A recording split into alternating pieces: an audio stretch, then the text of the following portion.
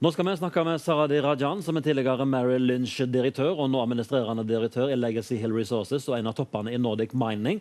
Welcome, Mr. Rajan. Hello. Thank you.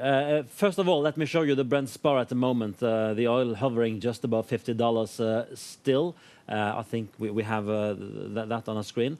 What happened to the oil price the last few weeks? Why did it fall so much?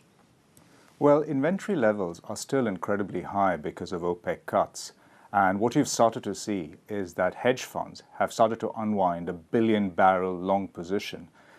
In the last few days, we've seen something like about 150 million barrels being sold as that position unwinds. That's about 2 days of global demand.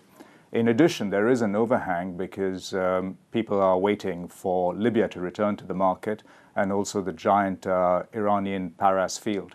So a lot of supply, more than expected. How does the relation between US and Saudi output work on the oil price? Is it a problem that the Saudis haven't cut as much as they said? Well, what you really have is the fact that US shale becomes very profitable between $50 and $55. And for US shale to be switched on back again takes no more than 30 days. The moment you get to that turning point, the shale producers turn their oil back on and they sell forward, locking in their profits. So there is a very delicate balance there. You are, as I told, a mining director as well, and we've seen a sharp rise in prices in commodities lately. We can show the gold price now that it has been surging since the new year. Will this continue? Absolutely. I think what you're really seeing out here is the Trump bump continues to work in commodities. As the US dollar probably will start to strengthen as interest rates, as you see interest rate hikes. We see the sort of increasingly pro-business, low-control, low-tax environment in the US continuing. Unlike oil, I think you will see commodities break out of the range and continue to increase quite dramatically. There is still a long way to go here, driven purely by fundamentals after years of underinvestment.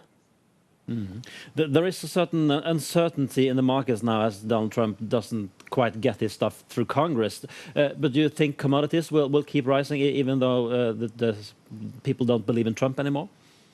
Absolutely. We can see this on the ground. Right now, for instance, in the US steel industry, prices locally are incredibly strong. And this is actually fundamental because it's being driven by a complete shortage of met coke. It's being driven by a shortage of feedstock. And also the renewal of American infrastructure, which is a gigantic multi-trillion-dollar exercise, is just starting.